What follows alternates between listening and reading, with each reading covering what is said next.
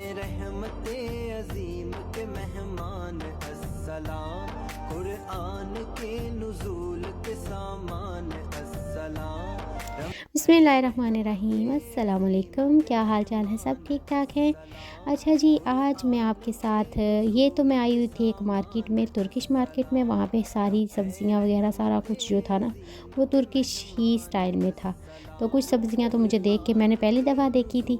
तकरीबन 2-3 ऐसी सब्ज़ियाँ आई थी जो मैंने पहली दफ़ा देखी थी। उनमें से एक ये भी थी। ये मुझे नहीं पता था क्या है।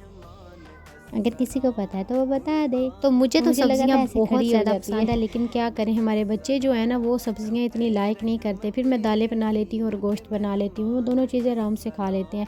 लेकिन मैं और मेरे हस्बैंड सब्ज़ियाँ बहुत ज़्यादा पसंद करते हैं और अक्सर हम अपने लिए बना के रख लेते हैं। और यहाँ पे जी देखें, पूरा सेक्शन इन्होंने हनी का बनाया हुआ है, जिसमें बॉटल जार और वो जो छत्ते से उतरती है मुकम्मल, वो सारी इन्होंने हनी के पूरे सेक्शन बनाया हुआ है। ऑर्गेनिक बिल्कुल।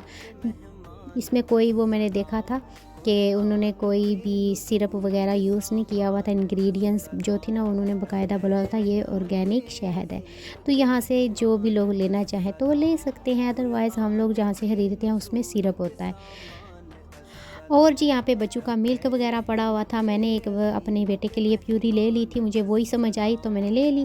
तो बाकी योगर्ट्स वगैरह और एवरीथिंग जो थी ना, देखने में तो हमें ज़ाहिर है सारी चीज़ें पता है, लेकिन लिखी हुई हो तो वो फिर मज़ा भी आता है। हम लोग को पढ़ पढ़ के लेने वाली चीज़ें।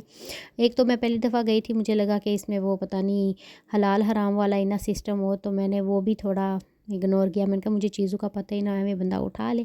और वैसे आपस की बात है, मैं गई वैसे वो क्या कहते हैं विंडो शॉपिंग के लिए। और जी आ गया था पार्सल, तो मैंने कहा लेट्स ओपन।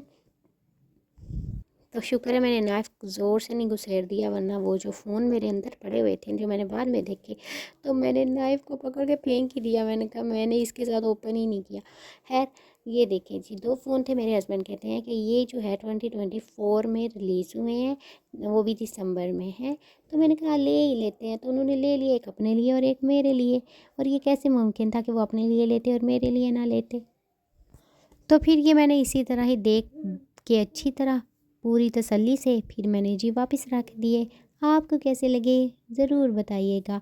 और क्या आपको पता है, ये ब्रांड जो है बड़ी ज़बरदस्त है, और इसके जो कैमरे का रिज़ल्ट था वो भी बड़ा ही ज़बरदस्त था। मैंने कहा चलें किसी दिन इसके साथ भी वीडियो बना के आपके साथ शेयर करूँगी। अच्छा, ये तो होगी और बात। अच्छा जी, आज मैं गई थी आज़दा। आज़दा से मैं ले आई थी ये जार, मुझे बड़े पसंद आए और बहुत ही रीज़नेबल प्राइस में थे। तो मैंने कहा क्यों ना, घर में हमारी दालें जो है पैक्टू में इसी तरह बर्बाद होती रहती हैं। सम टाइम तो हम लोग बनाते बनाते वो गिर भी जाती हैं, और बॉक्सेस में डाल के हम लोग ऐसे ही उनको सेव कर करके वो थक जाते हैं। तो मैंने लेके आ गई थी इकट्ठे 8 जार। मैंने कहा चले सारी जितनी भी दालें हैं ना छोटी मोटी, वो इसमें डालेंगे। और जी 1 किलो जितनी से भी ज़्यादा दाल इसमें आप शामिल कर सकते हैं और इसको सेव कर सकते हैं आराम से। तो रखने की जगह भी बिल्कुल आराम से आप लोग रखें, इससे एक जगह की सेविंग होती है, और एक जी आपको जो गिरने की चीज़ें और फैलने का मसला होता है वो नहीं होगा। और रमज़ान में तो इस तरह की चीज़ें तो मोस्टली करनी चाहिए। और मैं भी रमज़ान में किचन की सफाई कर रही थी, तो सोचा आपके साथ शेयर कर दूँगी। तो ये यहाँ पे मैंने एक में सूजी डाली, एक में मकई का आटा डाला, और एक में मैंने वो जो मेरे पास बाजरे का आटा पड़ा हुआ था वो डाला।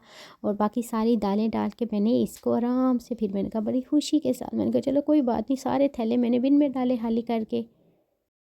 और जी समझ भी नहीं आ रही थी कि मैं इनको किधर रखूँ। तो पहले मैंने ऊपर वाले ड्रॉ में रखे, तो मुझे डर लगा कि कहीं ड्रॉ गिर ही ना जाए, और मैं बड़ा डरती हूँ, मुझे पता नहीं वो फ़ोबिया हो जाता है कि हैवी चीज़ें अलमारी में या जो ऊपर वाले ड्रॉ जो होते हैं बने हुए, उनमें बिल्कुल भी चीज़ें ना रखो। तो मैं समझती हूँ कि इनको बिल्कुल साथ वाले ड्रॉ पे मैंने रखा, और बाकियों में इस तरह मैंने अपने सारे मसाले वगैरह रख के साफ़ सफाई करके, सुथरा सा किचन में बहुत ज़्यादा मैस फैला हुआ था, तो गंद ही गंद था। तो मैंने कहा चलें जी, साथ साथ सफाई भी की जाती है। और साथ साथ आपको बताऊं कि रमज़ान से पहले मेरा क्या हाल था किचन का, ये देखे। साथ साथ मैंने सारी चीज़ें निकाली हुई थी, सब कुछ निकाल के रखा हुआ था, और जी फिर साथ साथ सफाई भी चल रही थी। और बच्चे मेरे वो मेरी जो जिधर चीज़ें मैं रख रही थी वो उधर से निकाल के दूसरे ड्रॉर में डाल रहे थे, तो बड़ा ही मज़ा आ रहा था।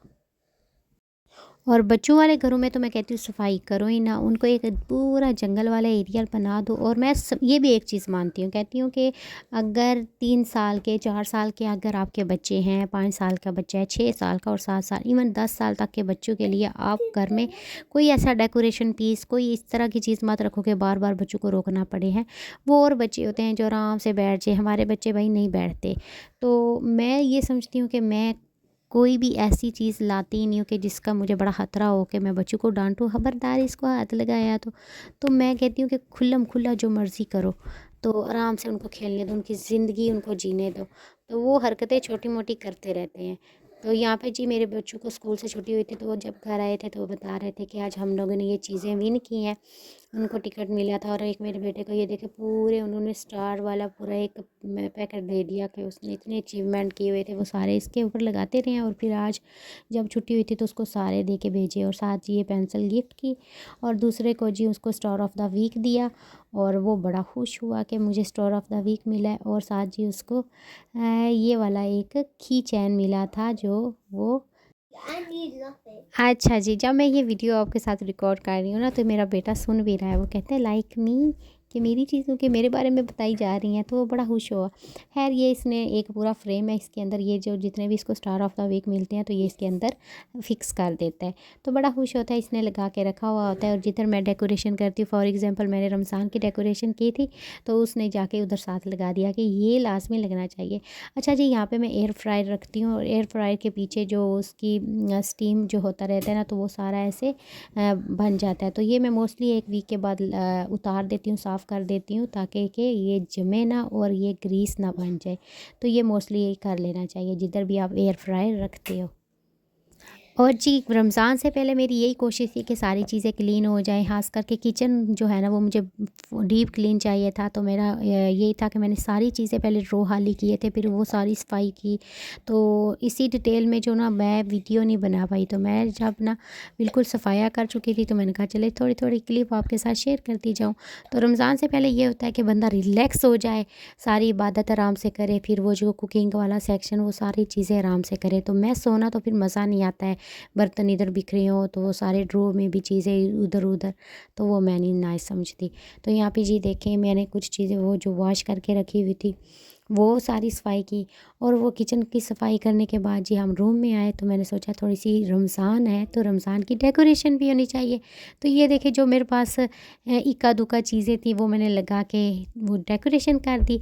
ये तकरीबन आधे घंटे की डेकोरेशन थी, क्योंकि उसके बाद मेरे बच्चों ने अपनी चीज़ें ला के इधर डेकोरेट कर दी और सारा सत्यानाश कर दिया।